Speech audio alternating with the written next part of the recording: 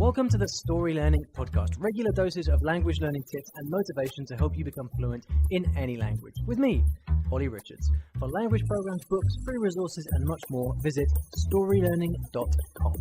Good morning, everybody. Welcome back to the show. Now, a couple of notices before we kick off. First of all, this is your last chance to enter the podcast survey for 2018. I'm going to be pulling it down soon. So if you'd like to give me some feedback on the podcast and what you like about it, what you'd like to change, any ideas or suggestions you have, then please go to iwillteachyoualanguage.com/podcast survey. You've only got a few days left, so please go and do that if you'd like to give me some feedback. Second, I was just reminded of this actually a couple of hours ago as I was going through some sample illustrations. I think I've mentioned before that I am working on a new German beginners program. It was inspired by the Spanish program I released last year, which was all based around story. And this new German program is it's shaping up very, very well, and it's super exciting. And a couple of hours ago, we were just looking through some samples for the illustrations for the course, which have come back, and they're absolutely brilliant. We've got this kind of beautiful German town with the bright coloured walls with lots of details in the background, and this big town square, and the main characters of the story all doing various things in the shot. And we were looking at all these different concepts. It's quite interesting with the illustrations actually. What the illustrators do is they kind of put together a little mock-up and they send it over to you, and you can ask them to move things around and change concepts so that you kind of nail down exactly how you want it to look before they go ahead and do all the detailed artwork and stuff. It's been really interesting to do that. So the course will be coming out in a couple of months' time. And if you'd like to be notified about that when it does come out, then you can go to GermanUncovered.com. This is the name of the course, GermanUncovered.com, and there'll be a notification list there. You won't receive any other emails about anything else. It'll just be we'll just tell you basically when the course is ready to be released. And as usual, there are special offers for people on the mailing list who would like to get involved, usually in the form of discounts or something like that, just for the very first people who get on board. So again, if you'd like to hear when that comes out, if you've got any interest in learning German, which is a fascinating language, then go to GermanUncovered.com and you'll be the first to hear about the course. All right, that's 3 links I've given out already. I'm only 3 minutes in, so I'll try not to give any more links out for the rest of the show. All right, today we've got a question that came over email from Andrew, and I'm going to read it out. So Andrew says, "Hi Ollie, I recently found you on YouTube and from there your podcast. I've listened to 3 episodes so far and found them useful." Thanks, Andrew. "Could you talk about environment and how it affects learning?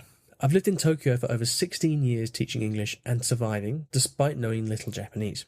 Last spring, after years of studying, stopping, and forgetting everything I learned at least 3 times, and having been stuck at beginner level for years, I started taking 5 to 6 lessons a week, and pretty soon my Japanese improved. I already had everything I needed to study at home, but I've only made progress when I put myself in an environment where there are no other distractions. I like to take myself to a coffee shop and do work there. However, there is still the problem of my smartphone. I found that my social media, online, and on my smartphone has weakened my powers of concentration. I used to get into a flow state, studying languages or reading fairly easily when I was younger before the internet. While I now have apps on my phone that help my learning, the other apps, and he mentions here Facebook, Instagram, Twitter, etc., have perversely rewired my brain to expect short-term rewards, and I have a hard time sitting still."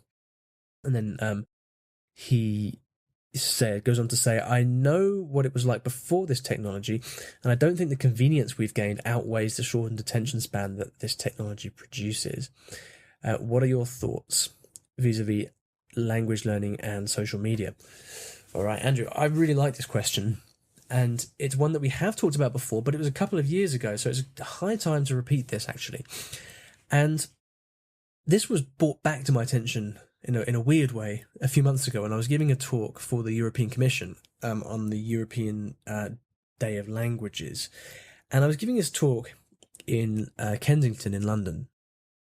And I made the point, or I said in this talk, that I wasn't a big fan of apps for language learning. And the reason is because I find that it just saps my concentration, and I have very short attention span. Everything that you've said. And there was this girl in the audience. I think I've told this story before. This girl in the audience, basically, at the end, she challenged me on this, and she said, I don't think that you're right to dismiss apps, because I use lots of apps and they're very useful for me.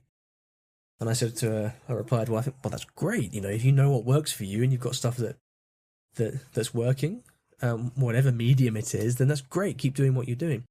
That wasn't enough for her, though. She kind of carried on and said, no, but I think you're wrong about apps. I think apps are great.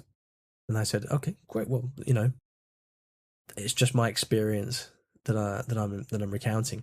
And then she said, I think maybe it's a generational thing. Us younger people, we grew up with apps, so we know how to use them.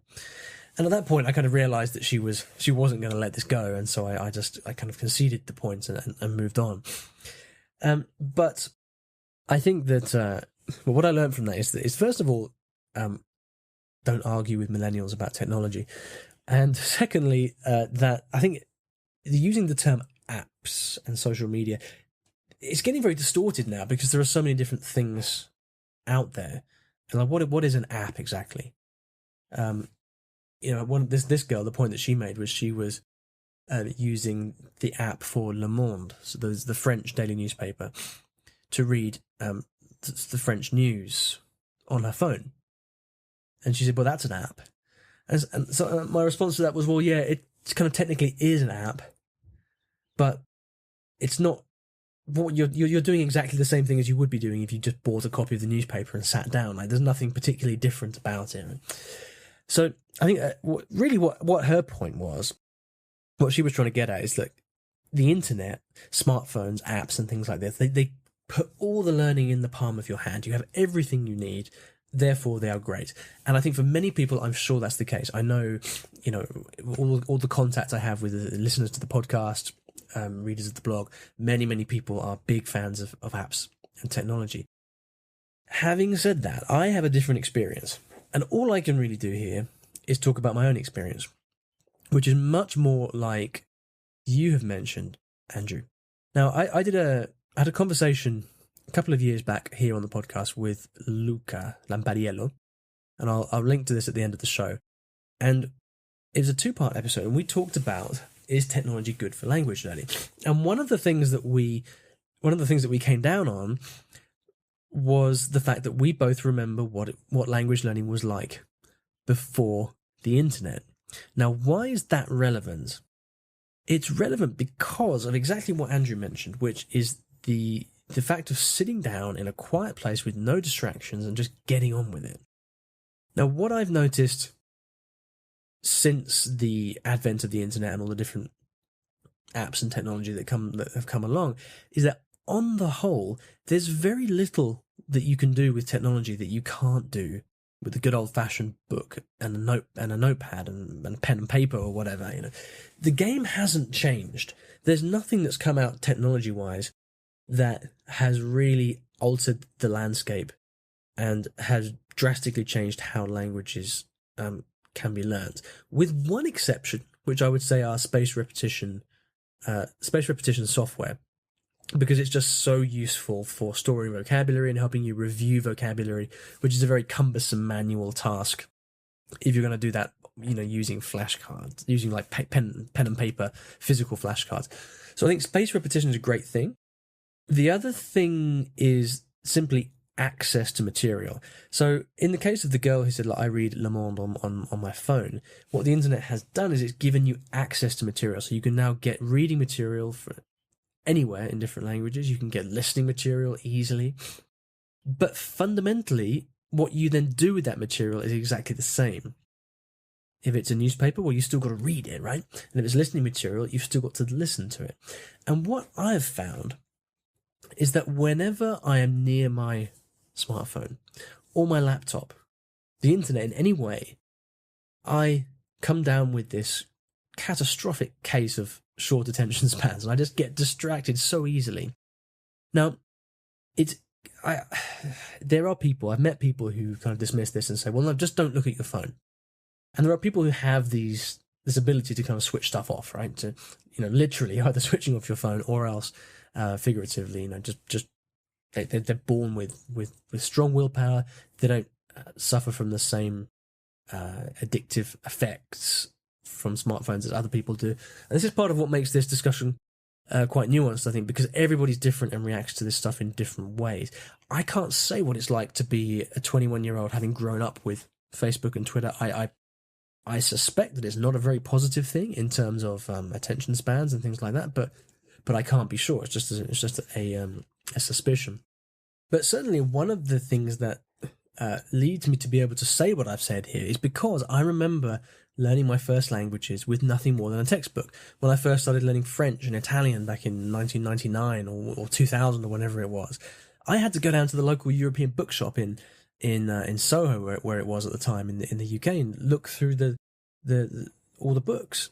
I had to go to my local library and pull stuff out there, which came with tapes and CDs and things like that. And then when I sat down to study, there were no smart. I think I had a mobile phone maybe, but it was just text messaging and calls back then. The internet was just barely a thing. And so I think what's important in my case is that I had success early on with languages before the internet. And so as things have developed and new technologies come along, when I try out new technology for language learning, and likewise when I sit down to study with my phone next to me, I'm very, very conscious of the fact that I'm not concentrating properly and I'm not studying as well as I should be, or as well as I used to be. And it's because of that prior experience that I'm able to say that. And I'm sure that many people listening to this will have the same memories or the same reactions. Now, there was a book that came out a couple of years ago by Dr. Cal Newport called Deep Work, and I recommend that everybody picks up a copy of this because it's one of the most influential books that I've ever read, and it relates to how people become very productive. So he uses the example, of how do certain university professors balance a busy academic teaching schedule with publishing 10, 15, 20 papers over the course of the year. How does someone with a busy office job manage to write a novel over the course of it? How do people get stuff done? And he looks at it from a variety of different perspectives over the course of the book, which is very useful. But one of the most memorable things from the book is a section where he talks about social media and the effects of social media. Now, they have demonstrated, he cites a number of studies where they've demonstrated that your attention span is adversely affected by social media. But it's not as simple as you might think. So if you are sitting down to study and your phone is next to you and your notifications go off, then obviously that affects your attention span. That's kind of a no-brainer. And, the simple solution to that is just switch off the damn phone. This is something that I've started to do whenever I'm studying now. Because I like to study in the mornings. And I kind of feel silly going on Facebook in the mornings. Or checking my phone or whatever. So I just leave my phone by the bedside and I go off and study in another room without my phone. So I think in terms of the actual immediate distraction of your smartphone, then just simply leaving it elsewhere or turning it off is something that everybody can do. But the point of these studies that Cal Newport cited is that it's the really dangerous effect of social media is that because you get used to responding to and waiting and expecting this kind of new stimulation coming in from social media and notifications all the time, what that does is it trains your brain over the course of your normal daily life to kind of flitter from one thing to the next, to expect these new distractions to come in, such that when you then sit down to study, even if you've left your phone away in another room and it's turned off, even if you have no technology with you, your brain has become more conditioned to distraction. And it develops a shorter attention span because of the ongoing effect of social media and smartphones in your life. And reading that for me was a massive eye opener, and it's something that I've paid a lot of attention to recently. I mean, I'm in Hong Kong right now, and one of the things I love to do when I'm traveling is post Instagram photos, right? And for the first week or so that I was in Hong Kong, I was posting stuff on Instagram, and then one day, a few weeks ago, I just caught myself walking down the road, and without even realizing it, my phone was out of my pocket. I'd flicked across to the fourth or fifth screen on my phone where I kind of hide my Instagram app, and I opened it up and I was just browsing through random people's photos of I don't know what stuff they had for dinner or whatever it was, and I wasn't even aware I was doing it. And I thought to myself, look, what should I be doing with this time? I could just be daydreaming. I could be thinking about things. I could be, looking at people around me, creating opportunities for serendipity, all these different things. There's a huge, I really believe there's a huge cost to this stuff.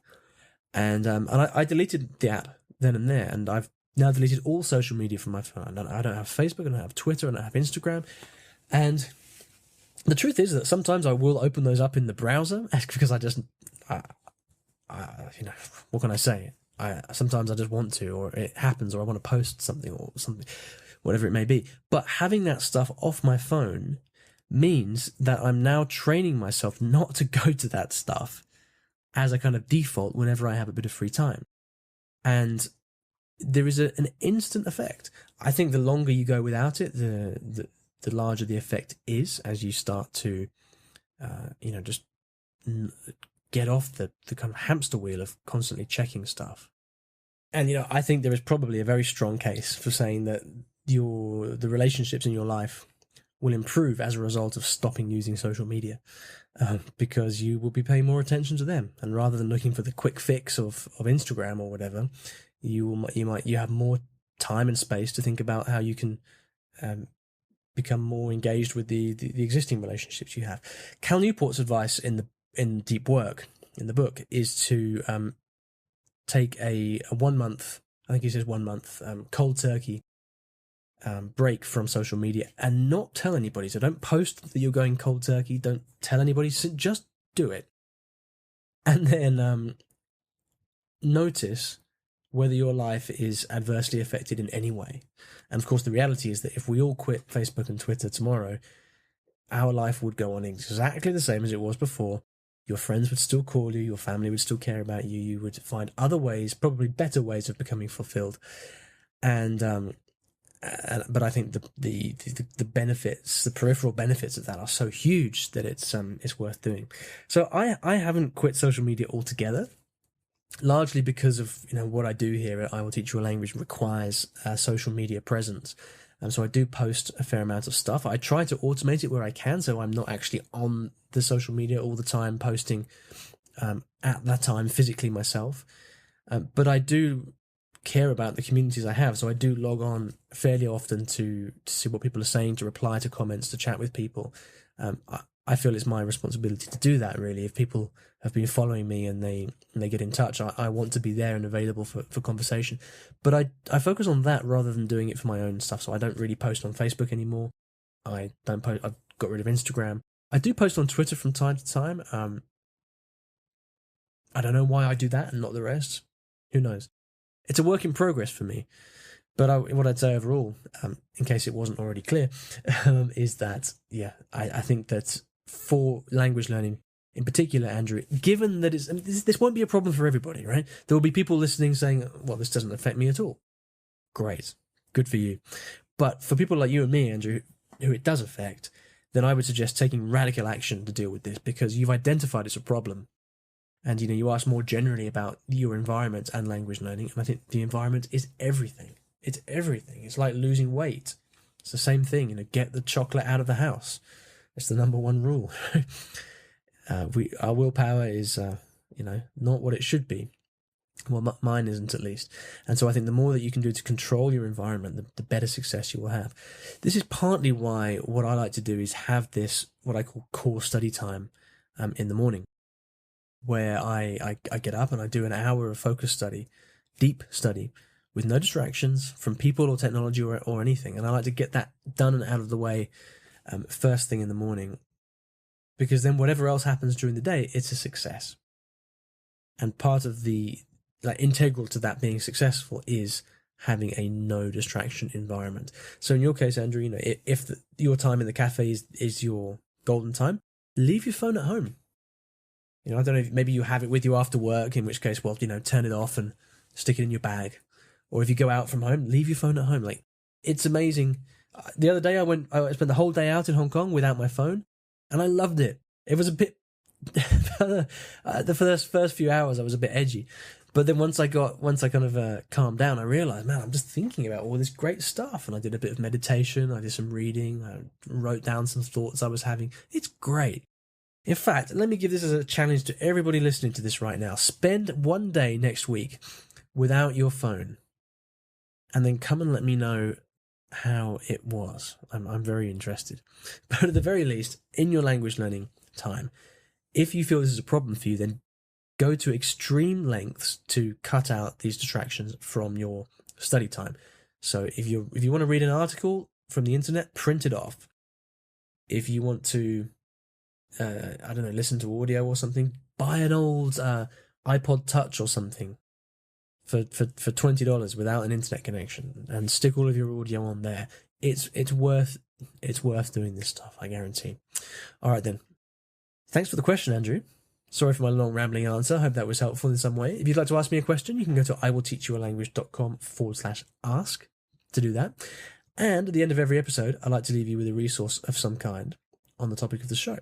And today I'm going to point you to this discussion I had with Luca, and it was episode 51 and 52 of the podcast. So you can go to iwillteachyoualanguage.com/episode 51 or 52, and that will take you to that episode where we have a more in-depth discussion about this. And Luca's great at articulating his thoughts on language learning and everything. So go and do that to listen to him, if not to me.